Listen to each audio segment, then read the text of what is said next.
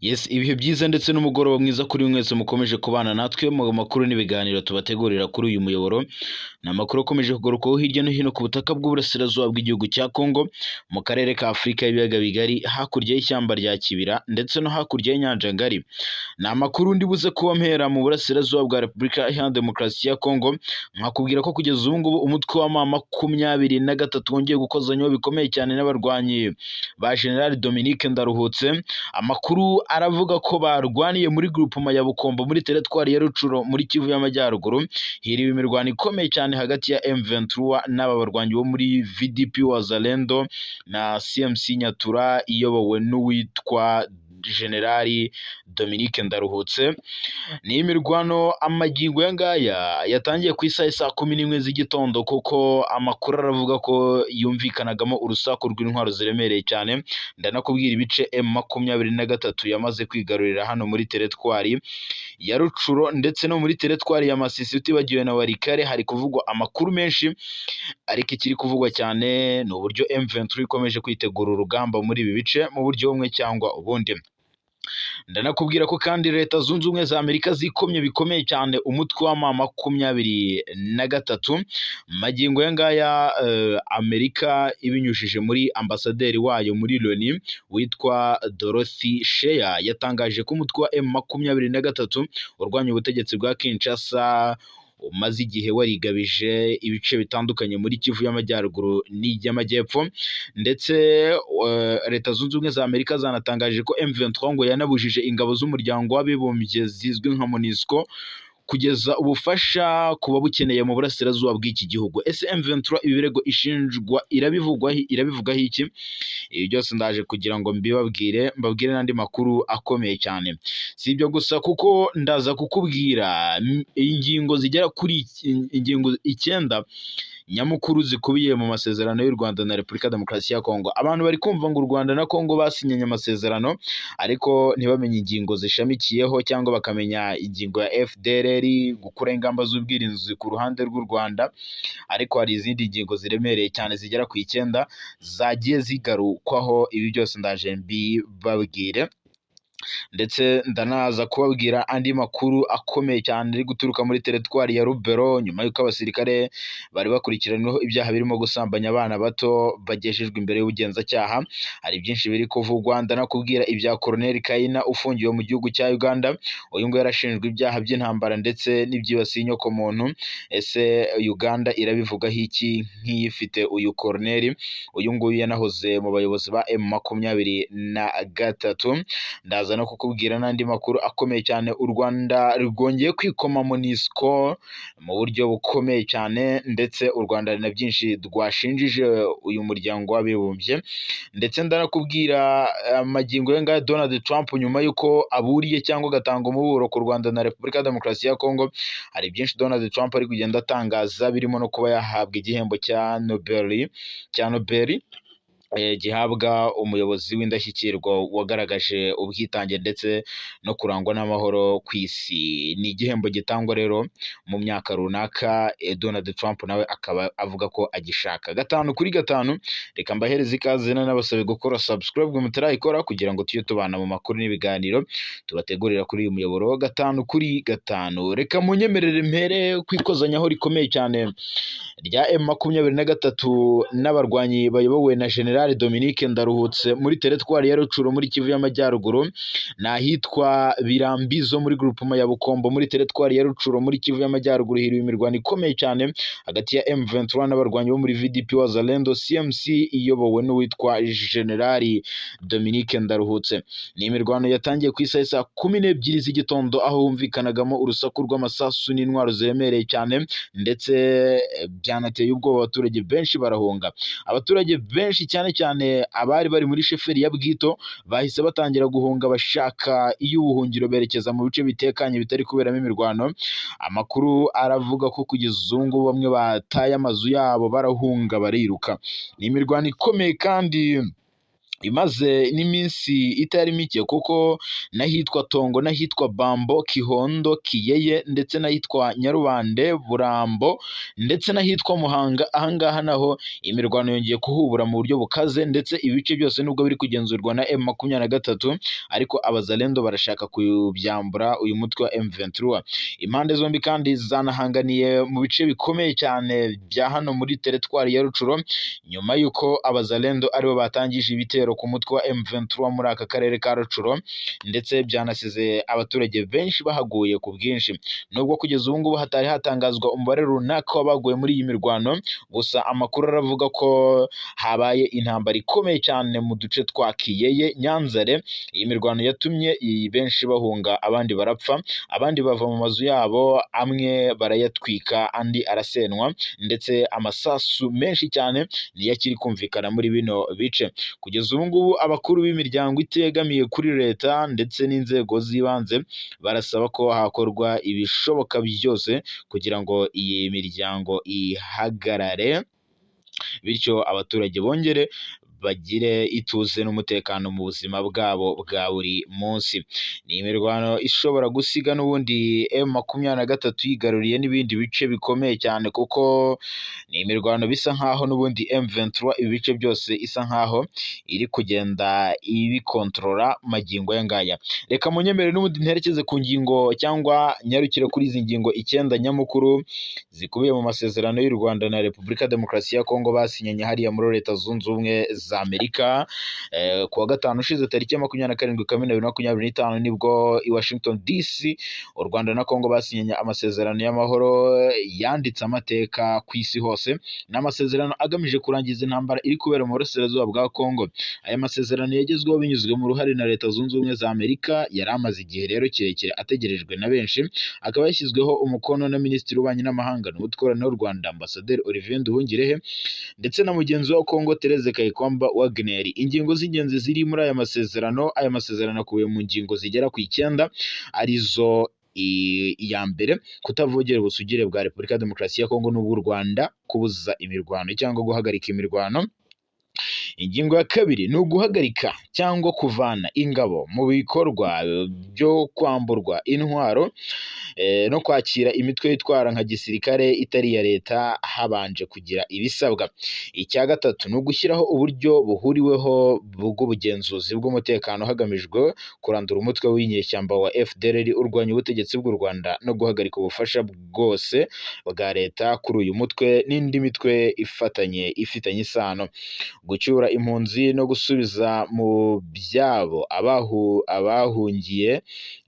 abahunze imbere mu gihugu no korohereza imiryango itabara imbabare mu bikorwa byayo bigakorwa neza. Ikindi ni ugushyigikira ibikorwa by'ubutumwa bwa MONUSCO, harimo kwiyemeza gushyira mu bikorwa imyanzuro y'2773 y'akanama k'umutekano ka ONU, unateganya rero ko u Rwanda ngo rugomba gukura ingabo zarwo ku butaka bwa Repubulika ya Demokarasi ya Kongo, ndetse na M23 igahagarika imirwano ikava no mu bice yamaze gufata. Ikindi ni gahunda y'ubuhahirane mu bukungu irimo gukorera mu mucyo, kurushaho gukora ibijyanye n'amabuye y'agaciro ndetse no kuyatunganya. Ikindi ni ishyirwaho ry'akanama k'ubugenzuzi bw'ishyirwa mu bikorwa ry'amasezerano no gukemura ibibazo bishobora kuvuka, kagizwe rero n'abahuza ba Africa Union ndetse na Qatar na Leta Zunze Ubumwe za Amerika. Ibiteganywa rero bya nyuma harimo nko kuba aya masezerano azakomeza kugeza igihe kitazwi cyangwa azakomeza kubahirizwa, ndetse ko ashobora no guseswa n'uruhande rumwe muri izi zombi hagati y'u Rwanda na Kongo rubanje kubimenyesha urundi mbere y'amezi agera kuri 6, no kuba aya masezerano atangira kubahirizwa aka kanya, ndetse agiye no gutangira kubahirizwa. Impande zombi kandi ziyemeje gushyigikira ibiganiro bikomeje hagati y'ubutegetsi bwa Kinshasa n'umutwe wa M23 biyobowe na Qatar, aribyo byitezweho gutanga icyerekezo cyo kurangiza iyi ntambara burundu mu burasirazuba bwa Repubulika Iharanira Demokarasi ya Kongo. Si ibi gusa kuko Leta Zunze Ubumwe za Amerika zanikomye bikomeye cyane uyu mutwe wa M23. Leta Zunze Ubumwe za Amerika binyuze muri ambasaderi wayo muri Loni witwa Dorothy Shea yatangaje ko umutwe wa M23 urwanya ubutegetsi bwa Kinshasa umaze igihe warigaruriye ibice byinshi ndetse ngo uri no kubuza ingabo za MONUSCO kugeza ubufasha ku babukeneye mu burasirazuba bwa Kongo. Uyu Shea yabitangaje ubwo yari mu kanama ka Loni gashinzwe umutekano ku isi, ni mu nama yako yabaye mu mpera z'iki cyumweru dusoza. Yavuze ko kandi uyu mutwe wa M23 umaze amezi abiri warabujije MONUSCO kugeza ubufasha ku babukeneye, ni nyuma y'aho imirwano yayogoje akarere yatumye abenshi bava mu byabo. Agasaba ko kandi ibyo uyu mutwe wa M23 ukwiye guhita cyangwa umutwe wa M23 uva mu bice yafashe, avuga Goma ndetse avuga n'umujyi wa Bukavu, ariko M23 ivuga ko ibice itazigera ibivamo n'aka na gato. Ibyo rero nubwo byagiye bitangazwa, gusa M23 ntibyayibujije gufata ibice byinshi muri Kivu y'Amajyepfo ndetse n'iy'Amajyaruguru. Kuri aka karere ka Afurika y'Uburasirazuba uragize uti ese ubona yuko Nobel Perezida Donald Trump ayikwiye? Njye ku giti cyanjye ubundi Donald Trump ni umwe mu bayobozi mu by'ukuri ibihugu bikomeye biramutse bifite abayobozi bafite karite za Donald Trump mu by'ukuri ni ukuvuga ngo iyo yinjiye mu kibazo ntajya agica hejuru, amahoro y'isi yagerwaho. Trump uzamusanga muri kompetisiyo zijyanye n'iby'ubukungu, Trump umusange muri kompetisiyo mu by'ukuri zo guhiganwa bya gisirikare, mu bya gisirikare, ariko ntabwo Trump ari mwiza mu bintu byo gushyigikira intambara. Sinzi wenda niba warabibonye, ubona adashyigikira intambara, ntabwo intambara zishyigikira. Donald Trump ni umuntu mu by'ukuri, nyamara Iran na Israel bakozanye hakaba byinshi hariya n'ubundi nta yandi mahitamo. Ujye umenya yuko Israel rega ni umwana wo muri batisimu wa Amerika. Kandi nawe uramutse uri Donald Trump umuntu akagufata nka pare wawe, yego, unabona yuko nawe asumbirijwe, ameze nk'aho ari hagati na hagati, aragukeneye nta bundi buryo. Noneho nk'icyo kintu wari ukomeje, wibuke neza yuko muri bimwe mu bitangazamakuru mpuzamahanga byagiye bikora ubushakashatsi by'umwihariko kuri biriya bitero wenda Trump yifashishije iriya ndege biriya bisasu bya bunker booster arasa biriya bigo bya nucleaire byo muri Iran, mu bice bya za Natanz, Hodeida ni muri Qatar. Ahangaha bakubwira yuko biriya bitero mu by'ukuri byari nk'agakingirizo, mu by'ukuri bitigeze bigera ku ntego, kandi si uko Amerika idafite ubushobozi bwo kuba biriya bitero byakaba bigera ku ntego. Niyo yagennye ingaruka byagira zaba nto cyangwa nini, niyo yabigena. Of course, arareba akavuga uti mu by'ukuri nimbabaza Iran nkayibabaza neza, bakoresha umujinya, kuko buriya ntabwo Amerika ibuze ubushobozi bwo gusenya ziriya nuclear program za Iran zose. Ariko mu by'ukuri agomba kwereka Israel yuko atabatereranye, akabikora byangira rureshwa, ariko nanone ntaniteranye na Iran, kuko arabizi neza cyo Iran yakora mu gihe yaba ibabajwe kuko mu by'ukuri byanyabyo. Ibyo rero wenda mbigarura mbihuza n'aka karere ka Afurika y'Uburasirazuba, ni ukuri ku giti cyanjye Donald Trump no gushimirwa, ndetse n'ibinakomeza gutya urabona yuko mu by'ukuri umutekano muri aka karere twaba nkaho tugiye kuwizera, twaba nkaho tugiye kuwugirira icyizere. Hanyuma nyemerera utubwire, yego bwana Nsanzimfura, sinzi niba wakwigora ukatunyuriza mu by'ukuri amaso muri article yanditswe n'ikinyamakuru Bwiza ivuga ku kuntu bamwe mu banyacyubahiro hano hirya no hino ku isi bagiye bavuga bariactinga kuri aya masezerano yasinywe hagati y'u Rwanda na Kongo, habayeho kuyakeza mu buryo butandukanye. Turarebera hamwe ibyatangajwe na Zelensky, abenshi bavuze ko yabifashe nkaho ari uburyo bwiza bwo gutanga urugero rw'ubushobozi bwa Amerika, avuga ati nanjye rwose byakabaye bingirirwaho, kubera ko mu by'ukuri yagaragaje ko Amerika ikize umuhate mu kumvikanisha Uburusiya na Ukraine nk'uko yabikoze hagati y'u Rwanda na Kongo byagira umusaruro. Gusa noneho unatubwire, yego banza tubwire Ububirigi bwavuze iki? Nabuze mbona Minisitiri w'Ububanyi n'Amahanga Maxime Prevot abikomoza, ariko nibajije se yishimiye ko u Rwanda na Kongo bibana neza. Magingo yanga ibihugu bitandukanye hirya no hino ku isi bikomeje gushimira u Rwanda na Kongo nyuma y'amasezerano basinye. Ureba ko ibihugu byose byahagurutse kubera iyi ntambara imaze imyaka myinshi ibera mu burasirazuba bwa Kongo, ndetse Kongo ni kimwe mu bihugu gifite umutungo kamere ukenerwa n'ibihugu byinshi ku isi. Rero kuba hagaruka amahoro biri mu byashimisha ibihugu byose n'ubundi. Rero Minisitiri Nduhungirehe ndetse na Therese Kayikwamba urabyibuka ko basinye amasezerano.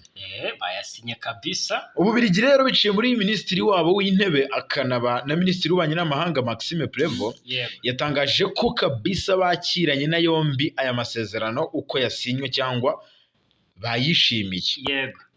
Ati nishimiye iri sinywa ry'amasezerano y'amahoro hagati y'u Rwanda na Kongo. Ati uyu munsi i Washington DC nyeje ibihugu byombi by'abaturanyi ku muhate bagize mu guhitamo inzira y'amahoro.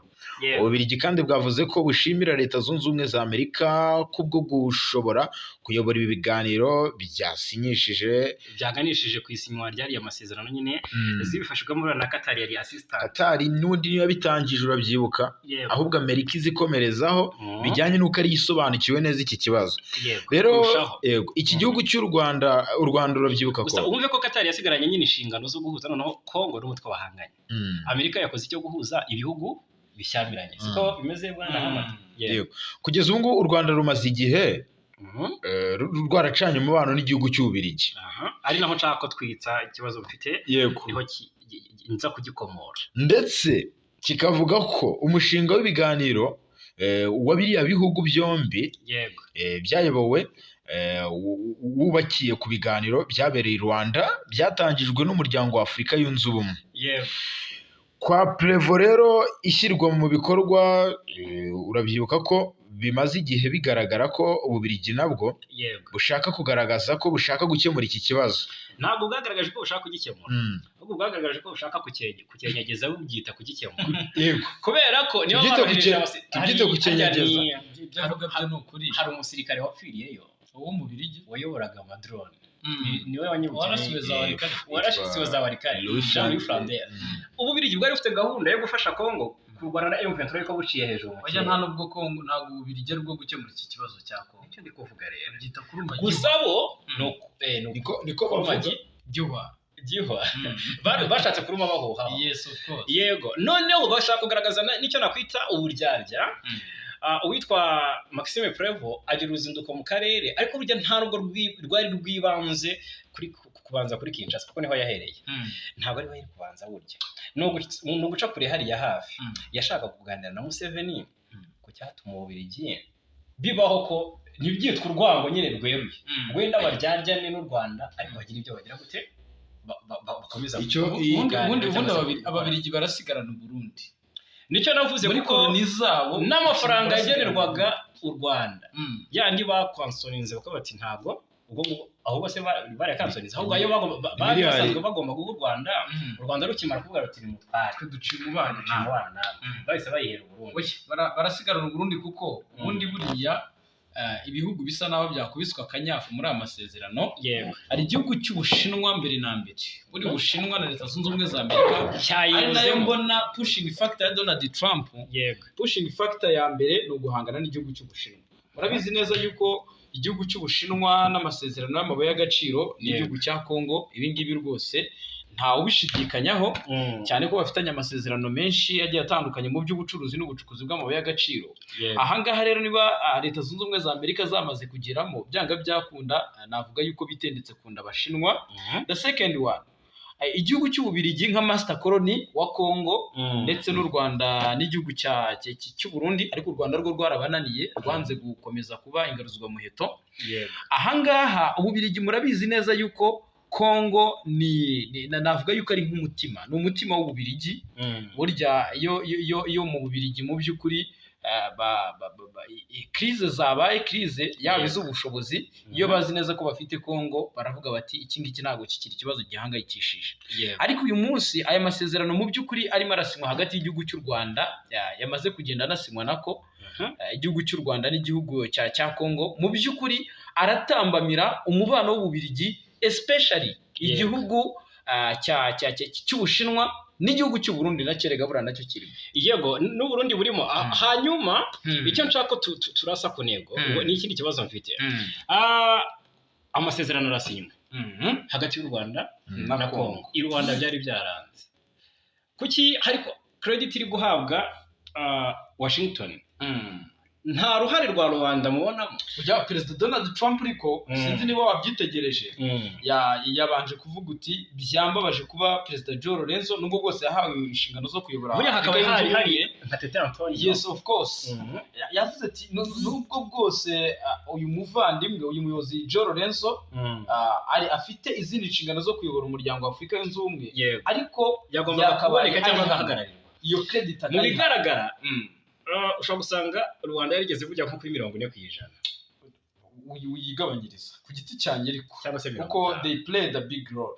Barakoze cyane pe. Rwanda yarakoze. Yego. Uyu munsi hari n'abazi neza yuko buriya sinzi Perezida Joe Lorenzo ni umugabo mu by'ukuri uri honesty. Ngewe ku giti cyanjye ari honest ariko yagiye ashinjwa nawe kubogama no kutumva impande zombi ari kimwe. Kainamu ndakubwiza ukuri ngewe ikira kibazo cya Kongo iyo kidahabwa uriya mugabo kuko umugabo nabonye nubwo wenda bimushinze ngiye nta marangamutima mbona yagiye ashyiramo yaragerageje akuguze kugira ngo wewe organize ibintu amezi 2-3 ari uri bucaringe ayo masezerano bikaba binizewe neza media zarabitangaje yuko ayo masezerano agomba gukorwa. Yego. Two parties bari bukore ayo masezerano bari bugire agreement bose umwuka ajya kumva ngo wibuke neza ko hari gihe hari amasezerano yari yateguye. Perezida Tshisekedi yarageze i Rwanda ariko nyakubahwa Perezida Paul Kagame we ntiyagezeyo. Yaravuze ati nta kuntu nge najya gusinya ibintu mbona n'ubundi byaba bidafite aho bitukura naho bitugeze. Tshisekedi ariko yari yageze cyasubjamo ubwo bahamagarwaga na Macron ipari. Sinzi inama yari kubahuza mu by'ukuri rero.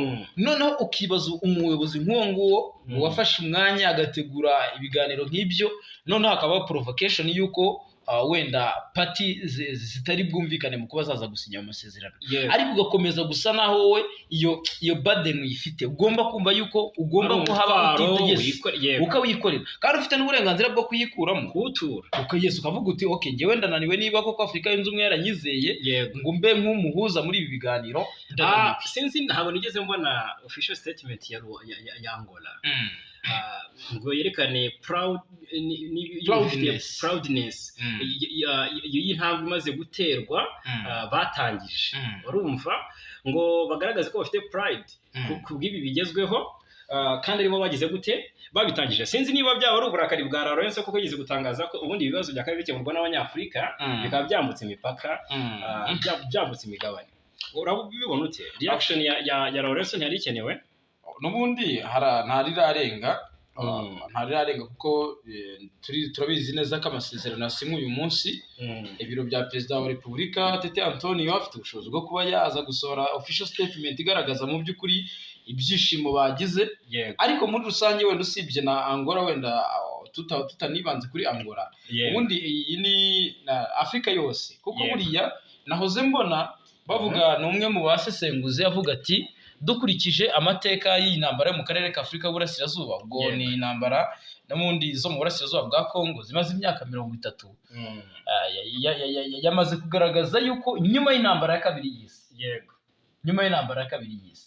nanone iyi ntambara ariyo yatwaye abantu benshi hafi miliyoni 6 muri iyo myaka yose imyaka 30 hari ibihugu bidafite abaturage of course miliyoni 30 kubera izo ntambara. Urumva rero mu by'ukuri gucaringa amasezerano nk'ayo ngayo aza gutanga igisubizo kuri urwo rwego mu by'ukuri nawe wabyumva nibyo. Hanyuma Zelensky nawe ati nuko ati rwose urumva we yemeje agira ati rwose ni ingenzi guhagarika intambara hakagarurwa icyizere kubw'ubuzima butekanye muri buri gice icyo ari cyo cyose cy'isi. Ikindi ni ingirakamaro kuba Leta Zunze Ubumwe za Amerika zitanga umusanzu ngo ibyo bibeho. Zelensky kandi yavuze ko yizeye ko ubuhuza bwa Washington bushobora kuzashyira iherezo ku ntambara igihugu cye kimazemo imyaka 4 kirwanamo n'Uburusiya.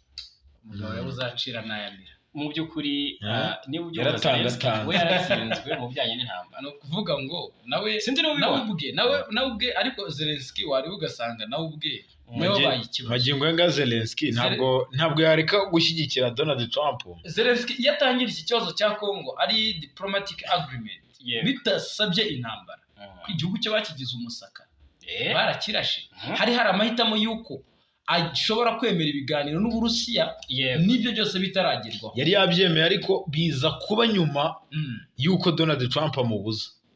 Aho ushaka kuza gusanga mu by'ukuri ibyishimo bya Lawrence bizagaragarira tugaruka ku byishimo bya Lawrence cyangwa se niba batari actinze wenda nta nirarenga ashaka kuza kugira icyo avuga, ariko uze kureba biri kwishimirwa na Rwanda ntacyo mbona ntacyo mbona Lawrence ari buze kuvuga. Okay, natacyo kuko byaramurakaje cyane icyo yashakaga n'abahuza bashyizweho na nama ya Sena Sadek yabaye muri Werurwe baba ko ari batanu, umwe Obasanjo aherutse i Kigali ndetse n'Kinshasa, ndetse nyuma y'izo ngendo ebyiri mu bihugu bishyamiranye afite urugendo hariya muri Togo, ariko buriya kwa Inyasimbe wasimbuye Lawrence. Biragaragara ko Lawrence afite aho ashaka kuzavugira kuko ntabwo ari proud ko aya masezerano adasinyiwe. Rega buriya icyo mbona nuko Lawrence ubundi magingo y'ako aya masezerano yasinywe nta kibazo afite, ndetse yanabyishimiye kuko niwe watangije uyu mushinga, ahubwo ikiriho nuko ata blessing ntabwo ari kuba blessed. Yego oya Trump angana uze mbona babigarutseho muri White House bose bati ni intambwe y'ingenzi cyane yatangijwe na Rwanda, ntabwo bibagiwe source. ubundi babivuzeho naguciye mu ijambo. Ubundi apart from na Perezida Joe Lorenzo, umunyafurika wese nibyo we are celebrating kubera ko amahoro wenda agiye kuboneka, ariko however side ku rundi ruhande ariko uze kumbwira amahoro araboneka ati ibice byafashwe muri nabyo turaza kubigarukaho, ariko however side ku mupanafricanist umuntu ufite panafricanism spirit ntago ari ibyo nanone kujyaho ngo tubishimire cyane, kuko uyu munsi Afrika ifite abahanga, Afrika ifite abadiplomate bari kuri Karibure, bari kuri Karibu nko aba Basanja abo ngabo bara n'abasaza b'inararibonye, hari Uhuru Kenyatta aba n'abagabo mu by'ukuri bafite icyo bakoze Afrika izi, bashobora no kuba ibiganiro nk'ibi ngibi mu by'ukuri bahagarara bakabyigerera bakaba babikemura. Ariko uyu munsi tukisanga tujya kumva ikibazo by'abanyafrika. Ubundi hari umuhanga wavuze ati igihe Afrika izumva yuko yamaze kwigobotora cyangwa se yamaze kuvuga yuko yigenga neza, ni igihe African problems will be solved within Africa and by Africa. Ibibazo by'abanyafrika bizakemurirwa muri Afrika kandi bikemuwe n'abanyafrika muri rusange. Rero iyo ni indwara uyu munsi Afrika igifite. Yego nicyo ndi kuvuga rero. Urabona ko na Macron ikibazo noneho cyaragiye buriya cyari cyana, ahubwo twe twabiciraga inke hari no kubicira iki kandi yari kubica inke byaza urukonda. Yego ibibazo byari byarabaye birebire. Sinzi niba kubibona niba umuntu nka Zelensky yataka akavuga ati akagira icyo abivugaho, reaction ya Zelensky yego nta nubwo byumvikana kuba umuntu nka Macron abona biri mu mahira nakavuga ati reka nkireho birasa nkaho bigiye kubonerwa umuti kubera ko buri wese arashaka kurema amateka ngo avugwe kuri iki kibazo ko ari cyo yagize gute yagikozeho. Macron nk'ubu ngubu yabonaga bishoboka ubwo Trump yavugiraga hariya Irahe mu Buholandi ko afite icyizere cy'uko amasezerano agiye gusinywa ejo tariki 25. Macron rero atangaza ko afite gahunda yo guhuriza hamwe Kagame na Tshisekedi, kandi wibuke ko n'ubundi bazahura nyuma y'uko aya masezerano asinywe. Birateganyijwe muri uko kwa karindwi tariki zimwe banasanze fura 25 muri ucyo kintu. Nkeka ko nk'ubu Macron ushobora kujya kubona ukabona bahuje imbere y'iyo tariki, ariko naguciye buri wese arashaka credit kuri kuri aya masezerano. Sinzi no kuribona kandi namuntu ntaguciye mu ijambo nibyo ni ukuvuga ngo umuriro ushobora kuzazima muri Afrika ariko ukaka mu Burayi. Ntekereza ko ari nayo mpamvu Donald Trump niho bizarangira rero usanze buri hagize nk'igihugu gihura n'ikibazo nk'iki Kongo yahoraga nacyo n'u Rwanda, ntaguciye mu ijambo usange kuko bari bisanze nyine bahiye muri ibi bya Kongo n'u Rwanda, usange nabo ibibazo bizatera abanyaburayi cyangwa se ikibazo kizaba ku bihugu by'abanyaburayi bibiri, Amerika usange kugikemura Amerika bagiye kugishondanira Amerika kwisanga muri iki kibazo cya Kongo nimwe bafitiye abanyafrika. Ni inyungu sinzi Trump uriya jewe Trump ntacyo ni umucuruzi mbese yari afite ubushobozi bwo kuza ayo mabuye agacukurwa kandi n'amahoro adahari. Trump ariko byibuze hari icyo atanze n'ingurane kandi Kongo nubura akanyungu ibona ku mabuye y'agaciro yako ni gake n'ubundi ariko yayo ni gake babyita baravuga bati ako kanyungu tujye tukabona gake ariko byibuze dufite umubano ushingiye Trump afite abashoramari kandi ibihugu nka biriya rega ntabwo bibigira biba bishaka guhora biri ku isonga of course nibyo noneho nari nkomoje kuri iyo ngingo nibyo umuntu ushobora kuziba muri aka karere kuko Amerika ifite ubushobozi uko umuntu akira niko atakaza uwo muntu Amerika ukagira ngo ari kugufasha bisanzwe by'ubugira neza kumbe hari nyamara yagusabye mu bwonko ari binashaka kugira nk'ubu reka nkwereka ari urugabaniro runo rwa Rusizi n'urugomero rwa Rusizi ya 3 Amerika izashyiramo umutahe ariko ndakubwiza ukuri izi ikizabikuramo kandi ni kwa kuri mihohaho nyine reka amahoro aboneke ntacyo atwaye na yaratara kiko subundi kandi ngo hari amahoro umuhoro urogosha niko bavuga yes gukira aho ngaho Magiganda Trump afite abashoramari agiye kuzana muri ibi birombe by'amabuye y'agaciro hano muri Kongo ntabwo yabazana hatari amahoro ntabwo ari uko abafite ni n'abakozi be sinzi ni kujya icyo kintu kumva ni n'abakozi be rero icyo ndi kuvuga ahangaha ubwo ndashaka ko turebera hamwe n'ibyatangajwe na Clever Gatete na ambasaderi w'u Rwanda muri Loni wakomoje ubwo nagira ngo mubaze bwana Hamada ese FDLR urayibona ku musozo FDLR cyangwa urabona ubwirinzi bw'u Rwanda bukurwaho kuko gukura ingabo z'u Rwanda muri Burasirazuba bwa Kongo byo sinzi ndi bukubwire ngo yego kubera ko n'ubundi ruvuga ko rutagize gute rudafite ingabo kandi koko nanjye ubimbaje ntese nazi kwereka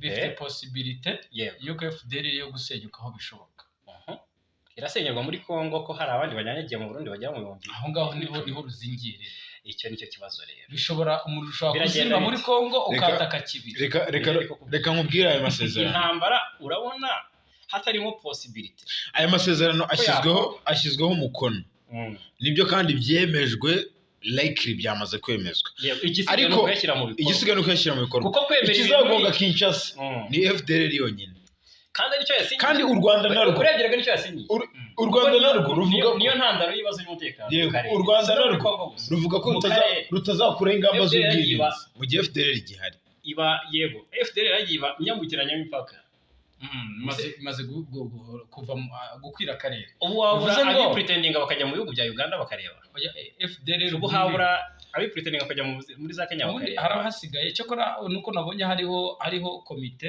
y'akarere ka Afurika Burasirazuba n'undi yatowe igomba gukurikirana ibijyanye n'aya masezerano bivuze ngo FDLR rero buri uko byagenda kose muri Kongo kuko izi saha n'ibice 23 irimo nta FDLR zihari FDLR ahantu ziherereye muri za Masisi ziri mu bice 23 itarokipa cyane ahandi bari ni mu kibira yego mu ishyamba rya Kibira kandi Kibira uyu munsi ni ishyamba ry'u Burundi yego ni n'abarundi aha rero nanone niba ari ya territorial integrity igomba gusa naho ikurikizwa cyangwa se kwa kubahana kw'imipaka kubaha imipaka y'ibindi bihugu ahangaha mu gihe FDLR yakora ikosa igahungira mu kibira noneho hakabaho kuba hagiye gukurikizwa amasezerano yo gusenya uyu mutwe bakisanga FDLR iri muri Kongo tayari noneho bwa Burundi niho mugiye guhita mubonera Burundi gahunda yabo ku ngamba z'ubwirinzi rero ndabizi neza ko hari ikindi kibazo cy'u Burundi n'u Rwanda kirakomeye kandi tuzava no kuri FDLR ubundi ni naho ruzingiye yego kizakomoka kuri FDLR hanyuma ariko ntabwo twabyizimbamo ngo tubivemo gusa tuzajya tubigarukaho mu makuru yacu agiye atambuka cyangwa se agiye ari imbere cyangwa se mu biganiro byacu ariko rero reka turebere hamwe noneho muri Loni buriya naho tariki 27 bari bateranye ingamba z'ubwirinzi ni kimwe mu bintu abantu benshi bari kwibaza bati se u Rwanda se rwakoraho ubwirinzi kuko niyo ngingo rwireguze iyo rushinjwe ko rufite ingabo kandi amasezerano ndajagize gute amaze gusinya yasinywa apati ikibazo cya FDLR kurandurwa kuba yarandurwa Kongo ikaba yabyemera bigasinywa u Rwanda narwo Kayinamura ntaguciye mu ijambo ibyo rusabwa na Kongo byaba byageze gute byemejwe ariko se igihugu cy'u Rwanda kizakora ubwirinzi gute Kayinamura ko igihugu gikora ubwirinzi ku mipaka yayo ubundi Kayinamura icyo ugomba kwita unamenye wari uzi neza 100% yuko aya masezerano atakurikizwa mu gihe M23 ikiyoboye Nord Kivu na Sud Kivu. Ikindi kibazo rero cy'amatsiko baragira ngo dukomeze kuri article bwarasanze imfura radufasha amasedero y'u Rwanda mu muryango w'umujyi yitwa Martin Ngoga. Martin Ngoga yatangaje ko rero u Rwanda na Repubulika ya Demokarasi ya Kongo byashyize umukono kuri aya masezerano babifashijwemo na Leta Zunze Ubumwe za Amerika. Yego. Yanashimiye kandi Amerika na Qatar ku ruhare rwabo rukomeye cyane mu gutuma impande zombi zongera kuganira no kugera ku bwumvikane. Avuga ko ari intambwe y'amahoro ije mu gihe gikomeye kandi iri gushyiraho uburyo bushya bwo gukemura amakimbirane y'igihe kirekire mu karere ka Afurika y'ibiyaga bigari. Ni mu ijambo ry'ambasaderi Ngonga yavuze ko aya masezerano ngarimo ingingo zikomeye cyane, ati ni itsinda rihoraho rero rihuriweho n'impande zombi rishinzwe gukurikirana umutekano, rikazaba rifite inshingano zo gukurikirana ishyirwa mu bikorwa ry'umugambi wo kurandura umutwe w'iterabwoba wa FDLR ushinjwa kuba ugizwe n'abahoze muri ex-FAR Interahamwe ndetse n'ibikorwa byo kuvana ingamba z'ubwirinzi z'umutekano w'u Rwanda rwafashe. FDLR ati ni ikibazo, ati si ikibazo cy'u Rwanda gusa, ati ni ikibazo cyemejwe n'inama y'umuryango w'ubumwe bw'Uburayi kuva muri 2003 binyuze mu byemezo bitandukanye byayo bisaga 20, ariko kugeza ubu ngubu ibyo byemezo ntabwo byigeze bishyirwa mu bikorwa. Ambasaderi Ngoga yakomeje avuga ko ingamba z'ubwirinzi z'u Rwanda zishingiye ku burenganzira bwo kwirwanaho no kurinda imbibi z'igihugu. Yagarutse cyane kandi kudakora neza kwa MONUSCO, burya nayo yayinenze cyane, avuga ko ngo MONUSCO yakunze kunenga abandi aho gushyiraho ibikorwa shingiro byabo by'amahoro n'umutekano. Avuga ko rero MONUSCO ngo yanze guha agaciro ikibazo cya FDLR, ariko igatangaza cyane ibikorwa ngo by'u Rwanda. Rero ngibi byagiye bigaragaza ko MONUSCO ifite uruhande ihagazeho cyangwa nyine yijanditse muri ibi bibazo bya Kongo. Magingo yanga rero u Rwanda rwanashimiye bikomeye cyane inama iherutse guhuza intumwa yihariye y'umuryango w'abibumbye muri Kongo Bintou Keita, aho yaganiriye n'abayobozi ba M23 urabyibuka. U Rwanda rero ruvuga ko ari intambwe nziza kandi izatanga icyizere cy'ubwumvikane bushya. Ambasaderi Ngoga yanakomeje avuga ko hakiri byinshi byo gukemurwa, harimo n'ibibazo bya M23. Iyo nta n'ubwirebwa n'aya masezerano, niyo mpamvu yavuze ko ari ikibazo gikomeye cyane. Iki nicyo ushaka dukomozaho. Yego. Wenda n'abantu bacu babyumve n'ibikubiye muri article yanditswe, ariko nta nubwo ari ikibazo afite ariho gikomoka, ahubwo aragira ngo mbaze bwana Hamada mu ijambo rimwe. Gusinya amasezerano hagati y'u Rwanda na Kongo bisobanuye guhagarika intambara mu burasirazuba bwa Kongo? Ubwo mbisobanura mu ijambo rimwe. Yego. Ese isinywa ry'amasezerano hagati y'u Rwanda na Kongo bisobanuye guhagarara kw'imirwano mu burasirazuba bw'igihugu cya Kongo?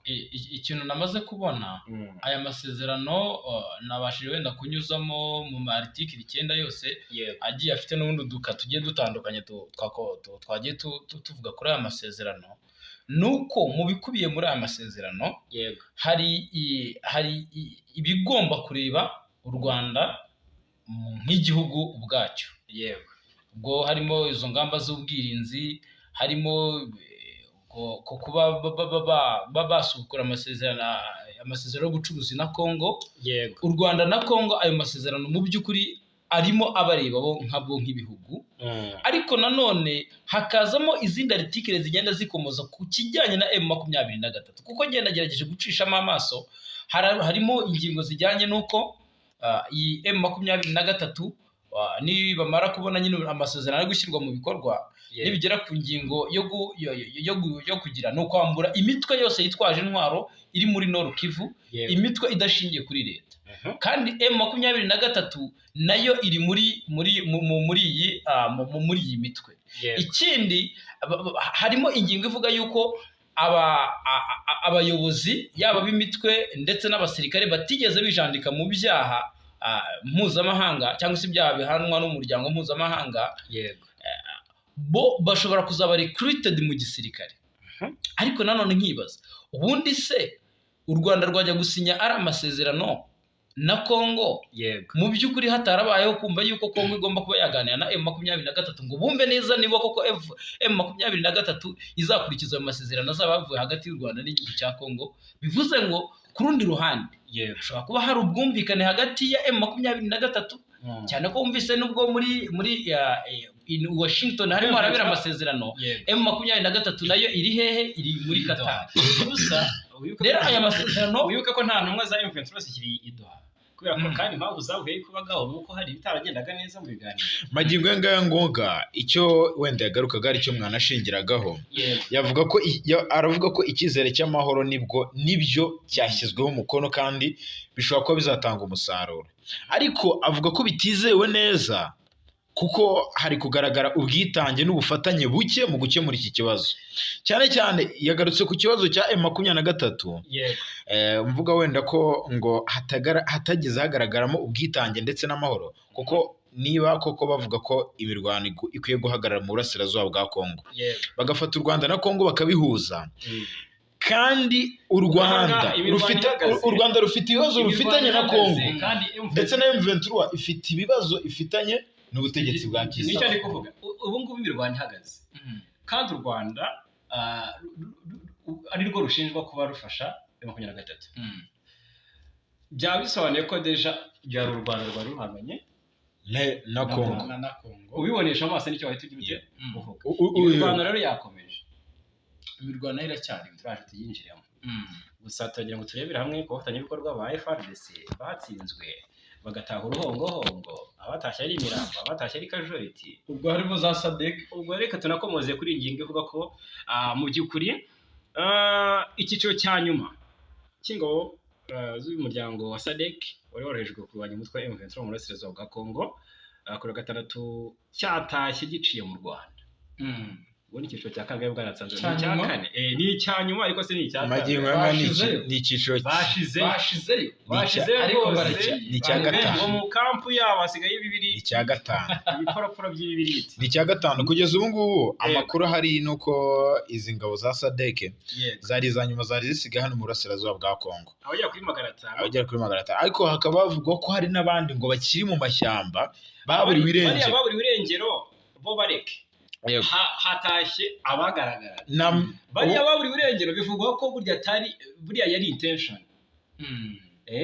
Ngo hari icyitwaga bimazamusi kibemerewe ngo babanze kuko baturukanye intwaro, utorokana samba cyane ko aba bagabo iya mbunda ntijya mu mufuka, baje bazi ko baje gutoragura mu deja. Ubu ngubu SADC abarenga 3700 nibo bamaze kuvana mu burasirazuba bwa Congo. Icyiciro cya nyuma cyatashye ku munsi w'ejo cyari kigizwe n'abari na 576 nibo batashye mu gitondo cyo ku munsi w'ejo.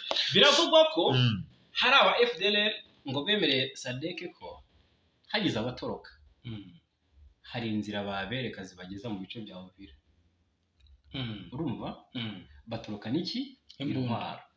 Biravugwa ko hari amahelikopter 3 muri Werurwe yavuye i Pretoria araza yororukira hano i Bujumbura. Ngo hari ikigo kiri hafi aho cya gisirikare niho bacubiriye, na n'ubu ntawamenye irengero ryabo. Urumva? Biravugwa ko ejo bundi umuntu wa Bisi Jacob umugabo mukuru w'ingabo za South Africa SANDF yavuze ko ngo bishobotse rwose bahamagawe bahagaruka biteguye. Urumva? Rese bishushanya ya makuru amaze iminsi avugwa ko ari ukuri koko South Africa yaba ifite umugambi wo gufasha Congo kurwanya M23 bitanyuze mu muryango wa SADC. Aba basirikare rero barenga mu 100 barimo ba Tanzania babuze bakaburana na bira bisabasaba. Biravugwa ko bari ku mugambi, ndetse kandi umugambi wabo baracyakomeye, bashaka ko bakomeza umugambi. N'ubu mu batashye ntago abo ngabo bari barabuze barimo, kandi ntibagaragaye nyine ngo bakaba bari kuri mission se ibihugu byabo kuvuga ko babizi. Yego, nibyo biri kuvuga, bari mu buryo bwa reconnaissance. Yego, nibyo biri kuvugwa rwose. Sinzi niba ari ukuri, gusa ibizaho turahangaha. njyewe uko mbibona yego ukurikije uburyo aba basirikare basitaraguringiye muri Congo, yego noneho n'uburyo diplomasi z'ibihugu zirimo ziragenda zikomezwa. South Africa wabonye ngira ngo ubwo Perezida Paul Kagame yahuraga na Perezida Cyril Ramaphosa, iriya nama ni iyihe sinzi, ntabwo ndi kwibuka inama baherutse guhuriramo, ndetse Ramaphosa anabwira His Excellency yuko abantu benshi bakabaye bazi ko bari buhure umuriro ukaka. Ni inama ibaye vuba aha ngaha mu ibaye ubukungu nyine ukayigesi ni ubukungu ni yabereye no ku mugabane wa Afurika. Wareba ukabona uburyo diplomasi z'ibihugu byo ni mwavuga ngo muri politike nta mwanzi uhoraho. Wareba ukabona uburyo iyi ntambara ya Congo mu by'ukuri yabaye nkaho ikebura ibihugu byinshi bya Afurika yuko hari byinshi byo gukorwa, especially gukomeza diplomasi. Ukahita ubona yuko ntabwo bikwiye yuko ibindi bihugu bishobora kugira special agreement cyangwa se amasezerano yihariye kugira ngo bagaruke muri Congo, kubera yuko Congo ubwayo yamaze ahantu Amerika yamaze gutera amatako, ubwo uraza kupozinga inyungu za Leta Zunze Ubumwe za Amerika. Ntabwo biza kubwira rero, ntabwo byakunda. Ubwo rero SADC abo bashize kuko Afurika y'Epfo niyo yari ifitemo benshi, tukiti icy'umutwe barenga ibihumbi 23 cyabaye icy'umutwe bagitsindwa ubundi cyane rega n'u Rwanda narwo rugomba guhabwa credit kuko inkomyi zari zisa naho ziri ku mbibi z'u Rwanda zamaze kuvaho. Ubu u Rwanda rwakicara ukavuga ruti Kongo n'abanzi n'abafatanyabikorwa bayo bafitiye umugambi mubi ku Rwanda barinze bataha ntacyo bakoze. Imirwano rero yo nayo yakomeje muri Kivu y'Amajyepfo. Muri Kivu y'Amajyepfo imirwano yabaye yasize M23 ifashe uduce. Ese n'akahe gace kafashwe n'izi ntare za Sarama. Magingo yangaya nahema gukukumba uduce. Magingo yangaya ni imirwano n'ubundi. M23 yongeye gufata ibice kandi bikomeye hano muri Kivu y'Amajyepfo kuko yari ihanganye n'abarwanyi ba FDLR ndetse n'abazalendo muri ibi bice byo muri Kivu y'Epfo. Havugwaga imirwano ikomeye kuko yasaga nkaho yubuye kuko hari hamaze iminsi hari agahenge muri utu duce, aho M23 yari ihanganyemo bikomeye cyane n'abazalendo. Urumva rero magingo yangaya muri teritwari ya Walungu, ni muri teritwari ya Walungu muri Kivu y'Epfo. Amakuru rero aravuga ko imirwano yabaye ku gicamunsi cyo kuwa gatandatu tariki 28/2025, aho amakuru agaragaza ko yatangiriye ahitwa Kaniola. Aha Kaniola ngo umuriro watse nahitwa ngo ndetse birangira n'umutwe wa M23 uhigaruriye kuko amakuru aravuga ko M23 nyuma yo gufata aka gace ka Kaniola yaje no gufata utundi duce duherereye hafi aho ngaho. Ifatwa rero ry'utu duce ryabaye nyuma y'imirwano ikaze yahuzaga impande zombi. Gusa ni imirwano yaje kwigira imbere mu tundi duce duherereye mu nkengero za Kaniola nahitwa Chihambe Kanchinda yego na Buhale. Amakuru aravuga ko utwo duce twose twaguye mu maboko ya M23 tubarizwa mu ihuriro rya Alliance Fleuve Congo. Iyi mirwano kandi yanatumye haba guhunga kudasanzwe ko abaturage batuye muri utu duce. Biranavugwa ko rero bahungiraga mu bice bitekanye no mu bihuru. Uyu mutwe wa M23 rero ukomeje kwagura ibirindiro byabo mu gihe no mu minsi ishize wafashe imijyi minini muri teritwari ya Walungu. Iyi mijyi rero irimo Kaziba, Ruhinja ndetse n'ibindi bice basanzwe bagenzura muri teritwari ya Mwenga. Naho ni imirwano ikomeje rero kugeza ubu ngubu, mu gihe ku munsi w'ejo havugwaga amakuru y'uko ibiganiro byabaye. Se ibiganiro byabaye n'iyi mirwano bivuze iki? Nicyo twagarukagaho. M23 ntabwo irebwa n'ibi biganiro. Ahangaha urabona ko iki ni ikimenyetso cy'uko ntabwo ibintu bireba, ahubwo njye ndi kubona ko uruzinduko kandi ntabwo bireba kuko nirimo kandi niba wabibonye, niba wasomye ziriya article 9 zirimo ni ingingo ngira ngo ya 7 niyo igaruka ku bijyanye n'amasezerano gukurikizwa n'imitwe itegamiwe kuri. Nabonye hari n'abahuje uruzinduko rwa Sultan Makenga muri ibi bice muri Sud Kivu, ariko Makenga yari hafi hano hafi ya za Masisi Kare ni muri Karehe hano za Nyabibwe. ni muri ibyo bice kuko yaragiye kureba umuhanda uri kubaka uhuza Kivu y'epfo n'iya ruguru. Yego. Urumva ni muri bice. Nese uko ubizi yaragarutse muri Kivu y'Amajyaruguru? Ntabwo byatangajwe. Biravuga ko agiye gutegura ama operation ya Uvira. Yego. Akayategurira hafi ya. Kandi n'ahandi Walungu. Nabyo biravuga. N'ahandi Walungu byatangirira muri utu duce. Kuko ntabwo nibaza ko Makenga ari we ukwiye gusura ibikorwa remezo.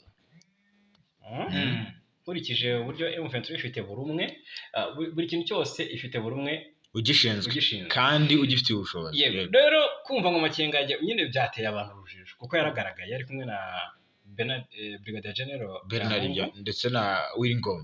Yego. Hanyuma muri Kivu y'Amajyepfo kandi amakuru ariyo ni menshi. Abanyamurenge, abafurero bose bagiranye ibiganiro biganisha ku mahoro. Urumva ni mu gace kamwe ko mu Bibogobogo kabereyemo ibiganiro by'imishyikirano hagati y'Abanyamurenge, abafurero, abanyendu n'ababembe. Ni imishyikirano rero yabaye kwa gatanu tariki 27 aho yari iyobowe n'ishyirahamwe rya UGEAFI rikora ibikorwa bitandukanye birimo n'uburezi mu misozi ya Fizi n'ahandi mu ntara Kivu y'Amajyepfo. Amakuru aturuka muri icyo gice cya Bibogobogo agaragaza neza ko iyo mishyikirano yabereye ahitwa Tujenge na hatuwe n'abo mu bwoko bw'abapfurero. Iyi mishyikirano kandi yitabiriwe n'abashefu b'Abanyamurenge baturutse mu duce dutandukanye twaha mu Bibogobogo nka Kabara ndetse n'ahandi yitabiriwe kandi n'abapfurero bavuye Igafungwe, ababembe bavuye Ibaraka na Kirora n'ahitwa Marera. Ubundi kandi ibi biganiro byitabiriwe n'inzego z'umutekano zirimo abapolisi n'abasirikare. Ahanini rero baganiriye ku mutekano w'icyagarura ubwumvikane hagati y'amoko aturiye aka karere. Bumvikana kuzongera guhura umunsi ababifite mu nshingano bazamenyesha impande zirebwa n'icyo kibazo. Si ubwa mbere rero imishyikirano iba muri ibi bice ku moko ahaturiye, ariko kugera ku byumvikanyweho n'impande zose bikaba ibindi.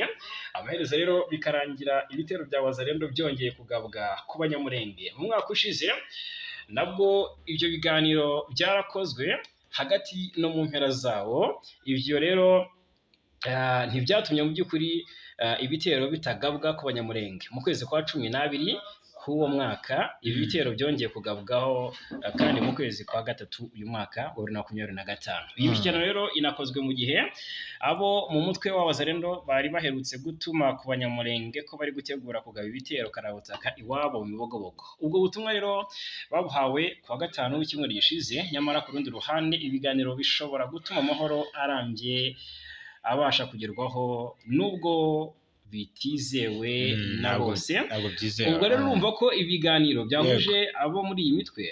Urumva aya moko ni abafurero, abanyendu, Abanyamurenge n'ababembe. Kandi hakavugwa imirwano noneho ku rundi ruhande yabaye mu bice by'ahangaha muri Kivu y'Amajyepfo n'ubundi. Ariko bivuga ko abamayimayi ibiroze bishambuke barasanye bikomeye. habaye kurasana gukaze kuko bagingo ngaya abarwanyi bava mu bwoko bw'abafurero bafite itsinda rizwi nka biroze bishambuke basubiranyemo bararasana nyuma yo kwica umukobwa mwene wabo wa Koroneli Ngomanzito n'umuyobozi mukuru w'aba barwanyi bo muri biroze bishambuke muri teritwari ya Fizi.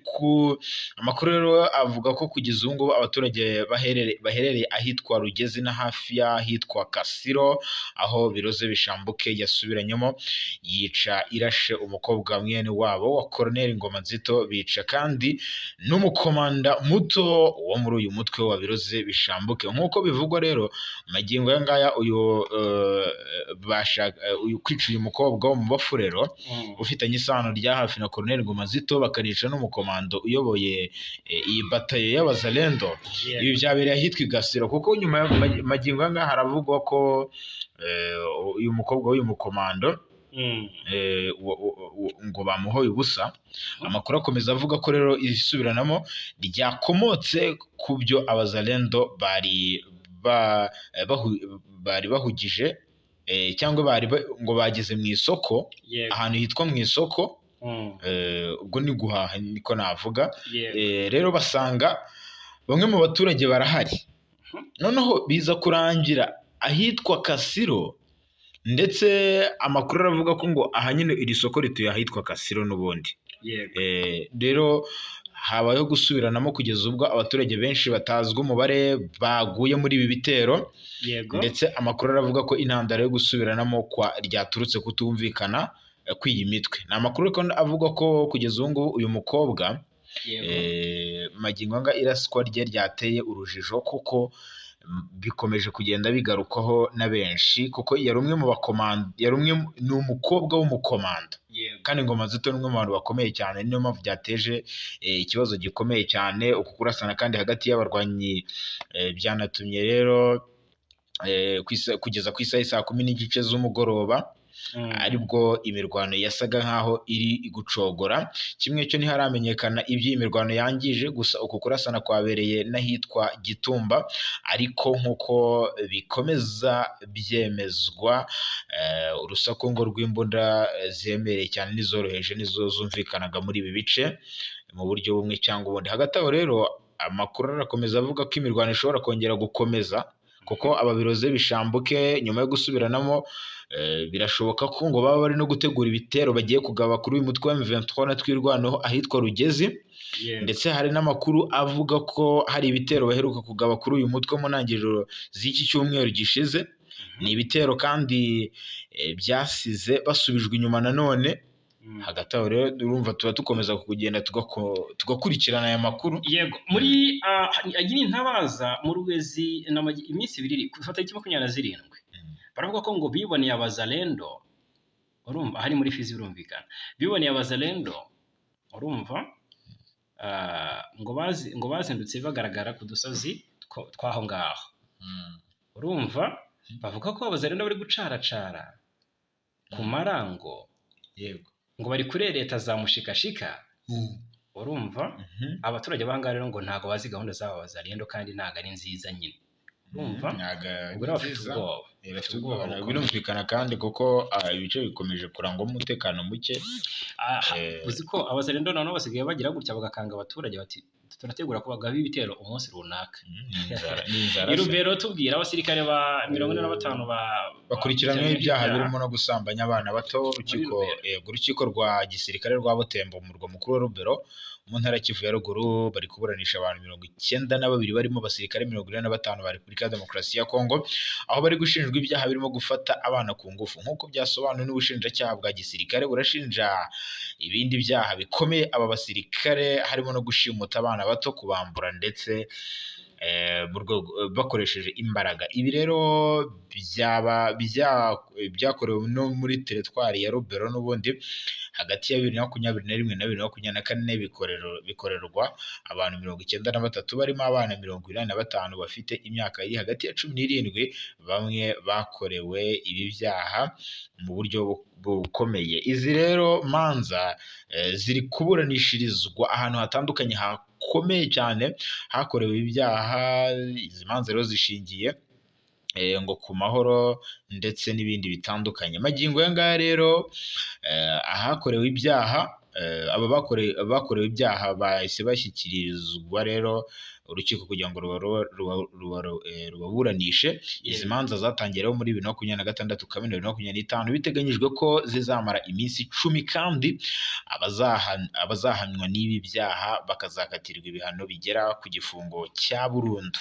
Twavugaga ku nama y'amoko hariya muri Kivu y'Amajyepfo, ariko noneho habaye n'indi nama noneho y'imitwe yitwaje intwaro hariya muri Ituri yanasinye amasezerano yo guhagarika imirwano. Niba koko baza kwishyira mu bikorwa yaba ari inkuru biragoye. Nikodeko ndetse n'imitwe yitwaje intwaro myinshi ikorera mu ntara ya Ituri mu burasirazuba bwa Kongo kuri 27 yagiranye amasezerano yo guhagarika imirwano n'ubugizi bwa nabi. Ayo masezerano yasinywe nyuma y'ibiganiro bimaze iminsi 5 bihuza abahagarariye imitwe muri teritwari ya Aru, byanitabiriwe kandi n'abashinzwe umutekano, abahagarariye sosiyete sivile, abayobozi b'amoko ndetse n'aba gakondo. FPIC, Tekni ya Tuna ndetse na Codeco nibyo byagiranye amasezerano ya Mapi Auto Defense Zaire, byitabiriye kandi ibiganiro, ariko kandi byanze gusinya nyuma y'aho Codeco yishe abaturage 11 muri teritwari ya Jugu mu gitondo cya 27 Kamena. Iyi mitwe yombi rero yemeranyije ko mu rwego rwo kugaragaza ubushake bwo kubahiriza ariya masezerano, abana bari barinjijwemo bahita barekurwa, kandi ko rwose abarwanyi bayo batazongera kugendana intwaro. Yaciye amarenga ariko ko mu gihe bizaba ngombwa abarwanyi bayo bazongera bagafata intwaro kugira ngo barwanire igihugu, kuko ngo bazahora biteguye kwitaba mu gihe bahamagarwa. Yitwa Colonel Kayina. Twihuta cyane, uyu nguyu amakuru akomeje gucicikana mu ntara y'Ituri n'ubundi ubwo ntituvuyeyo kuko ubwo tugomba gutera ibintu twica inyoni ebyiri. Ahubwo ko uyu Colonel Kayina Innocent wari umaze igihe ashinze umutwe witwa ngo ni Force Nationale pour la Libération du Congo FNLC, ngo yaba afungiye mu gihugu cya Uganda. Yego, ni amakuru atugeraho avuga ko hashize iminsi Colonel Kayina aburiwe irengero nyuma y'ibyavuzwe ko yahamijwe n'urukiko rwa gisirikare rwa Uganda. Ariko General Muhoozi Kainerugaba nyuma yo kuva mu rugendo yakoreye i Kinshasa akanabonana na Perezida Felix Antoine Tshisekedi, rwasize igisirikare cya Uganda UPDF kigiranye amasezerano hagati ya FARDC ndetse na UPDF. Imboni yacu rero mu ntara ya Ituri iratubwira ko kugeza ubu ngubu ababa hafi ya Colonel Kayina bemeza aya makuru, bavuga ko rero kabisa batamuheruka, ko kuri tariki ya 24 Kamena 2025 ati afande twamuburiye irengero. Ahaheruka ku ya 24 n'ubundi ati nibwo duherukanye, atubwira ko yagezeyo. Kuva rero Kayina yagera muri Uganda ntawe urongera kumenya amakuru ye, gusa amakuru aravuga ko afunze. Mu mpera za Werurwe uyu mwaka nibwo Colonel Kayina yashinze umutwe wa CNRC mu rwego rwo gushyira iherezo ku myitwarire y'ubutegetsi bwa Kinshasa. Mu byo Colonel Kayina n'umutwe we banenga Kinshasa harimo ruswa, ikene wabo, kugura abishaka, kwiyegereza, gutunga intwaro ndetse no guta muri yombi abantu mu buryo bunyuranyije n'amategeko, itotezwa ndetse n'amacakubiri. Rumva ibi nibyo rero Colonel Kayina agenda avuga ko n'ubundi, ariko ntabwo ari iyo nkuru gusa iri muri Uganda. Reka tubabwire ko ni umunyarwanda witwa Manizabayo Dieudonné afungiye i Kabare muri Uganda, akekwaho kwiba imbunda umurinzi wa kimwe mu bigo bicunga umutekano byigenga. Manizabayo wari usanzwe akorera ubucuruzi mu mujyi wa Kabare. Ubutabera bwa Uganda bumukurikiranyaho icyaha cy'ubujura gihanwa n'ingingo ya 237 mu gika cyayo cya mbere n'iya 244 z'amategeko ahana ibyaha muri Uganda. Kuwa gatanu tariki 27 Kamena yari yitabye umucamanza Julius Mutabazi, ariko urubanza rwe rwimurirwa ku ya mbere Nyakanga kubera ko umushinjacyaha wagombaga kumushinja atabonetse. Ubwo rero mu kirego ubushinjacyaha bwashyikirije urukiko bwashinje Manizabayo y'imyaka 34 y'amavuko kwiba imbunda ifite nimero